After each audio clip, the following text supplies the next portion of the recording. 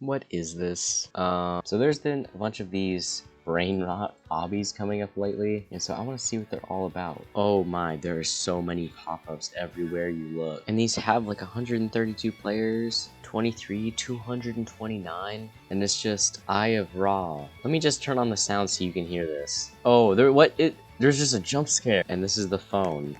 I bought a property in And there's more of them too. Property in Egypt, Obby, and he got 177,000 visits. That's probably multiple hundreds of dollars on this, and it's just the same thing. And just all of these weird and property of Egypt. And of course, there's a shop where you can buy magic rainbow carpet, but surprisingly there isn't a skip to the end stage. And all you have to do is look up low taper fade and you see this low taper fade Obby, low taper fade Obby, low taper fade. Geeked versus locked in Obby. What is this game? This is actually a copy and paste of the Eye of Ra Obby. And why did some dude spend 8 days here? Why? Well, at least this one didn't get a bunch of visits. I'm done.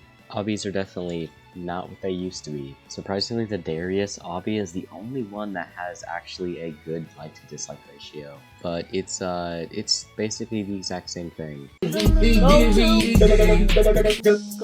So while I'm waiting for there to be a good Brainrot Obby,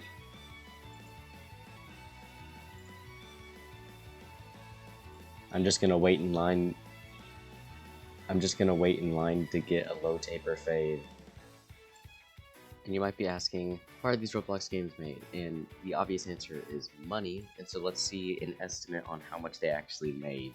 Doing some research, I found out a low estimate is about 1 Robux for every 2 visits. With how monetized they are, I'm assuming it's way higher, but this is a really safe estimate. Using this, we can see that the Eye of Ra Obby would make 500,000 Robux. But I would assume that it would be a lot higher, possibly at least 1 million. Property in Egypt Obby, 500,000 visits, so at least around 250,000 Robux.